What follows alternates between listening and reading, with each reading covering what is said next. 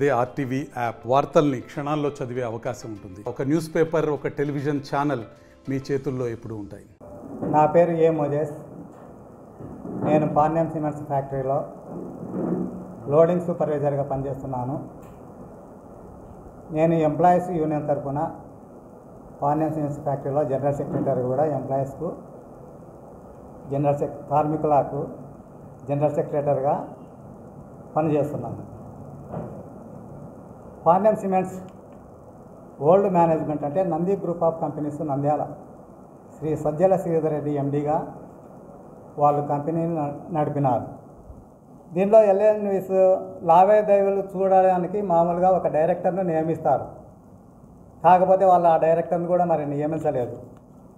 2018 October నుండి ఎల్ఎన్విస్కు డబ్బులు కట్టాలా, కానీ మేనేజ్మెంట్ వారు ఆ డబ్బు కట్టలేదు. కార్మికులకైతే 30 నెలల జీతాలు బకాయిలు పెట్టినారు. ఎన్సిఎల్టీ ఆర్డర్ ప్రకారము చెల్లించినారు. పిఎఫ్ వచ్చేసి 2,53,13,609 రూపాయలు పిఎఫ్ డిపార్ట్మెంట్కు కట్టినారు. కాకపోతే అప్పుడు హెచ్ఆర్జీఎం కంపెనీలో ఉండే హెచ్ఆర్జీఎం శంకరనారాయణ రెడ్డి మరి పిఎఫ్ డిపార్ట్మెంట్తో ఏం మాట్లాడుకున్నాడో ఏం కథనో తెలియదు, కానీ కార్మికులకు అన్యాయం చేసి 92,05,282 రూపాయలు మాత్రమే కట్టడం జరిగింది. ఇక్కడ కూడా కార్మికులు దగ్గర 1,50,50,00,000 నష్టపోవడం జరిగింది. మరి ఆ డబ్బులు వచ్చేసి పిఎఫ్ డిపార్ట్మెంట్ దగ్గర ఉన్నాయా, లేకపోతే మేనేజ్మెంట్కు వాళ్ళకు మధ్య ఏమైనా లాలూచి జరిగిందా మాకైతే తెలియడం లేదు. ఎన్సిఎల్టీ వాళ్ళు వచ్చినాక మాకు రావాల్సిన బకాయిలు వచ్చేసి 23 కోట్ల రూపాయలు.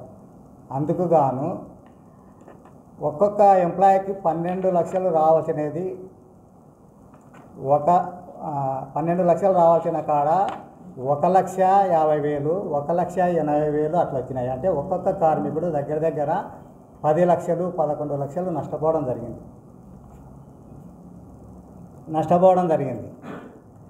సరే, అట్లయినా కానీ ఎన్సిఎల్టీ ఆర్డర్ ప్రకారమే మేము కార్మికులుగా మేము కూడా కోర్టులో మేము ఛాలెంజ్ చేసి గెలుచుకున్నాము. అయితే మాకు రావాల్సినది ఇవ్వకుండా వాళ్ళు మరీ స్టే తెచ్చుకున్నారు. కొత్తగా వచ్చిన మేనేజ్మెంట్ స్టే తెచ్చింది. అదే ఎన్సిఎల్టీకి వాళ్ళు మేనేజ్మెంట్కి అయితే ఒక రకంగా వర్తిస్తుంది, మేము తెచ్చుకుంటే మాత్రము మాకు ఇవ్వడం లేదు. మేము గెలుచుకున్నాము. మేము గెలుచుకునేది కూడా ఇలా ఆర్డర్లో మాకు ఇచ్చినాడు. పీరియడ్కు దగ్గర 6 కోట్లు అప్రూవల్ చేసినారన్న. ఆ ఎన్సిఎల్టీ వాళ్ళ స్టాఫ్కి కానీ వాళ్ళకి కానీ దగ్గర 4 కోట్ల చిల్లర తీసుకున్నారు. మిగతా అమౌంట్ కార్మికులకు మాకు కూడా ఇవ్వమని దీంట్లో ఆర్డర్లు చూపించినారు. అయినా మాకు ఇవ్వడం లేదు. మాకు ఇవ్వనందుకే మేము ఎన్సిఎల్టీ కోర్టుకు పోయి మేము అక్కడ గెలుచుకొని మేము ఇప్పుడు దాన్ని హైకోర్టులో కూడా నడుపుతున్నాము.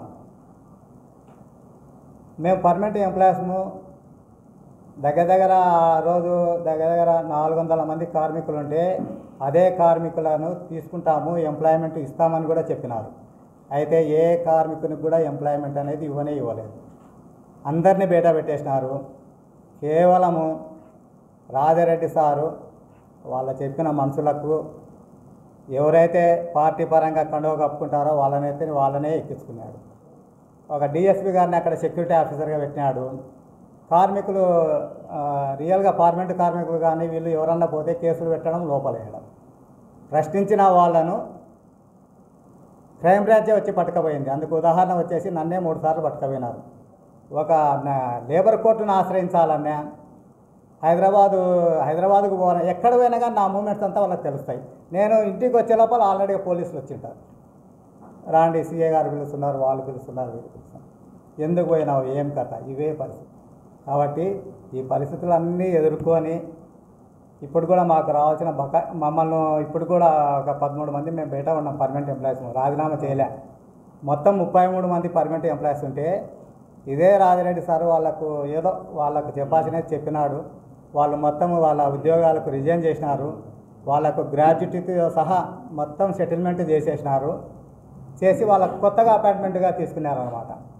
కాకపోతే మేము పర్మనెంట్ ఎంప్లాయీస్ము, మా సర్వీస్ వచ్చేసి 58 ఏళ్ళ వరకు మేము సర్వీస్లో మేము కొనసాగాల 58 ఏళ్ళ వరకు మమ్మల్ని తీసేయడానికి లేదు.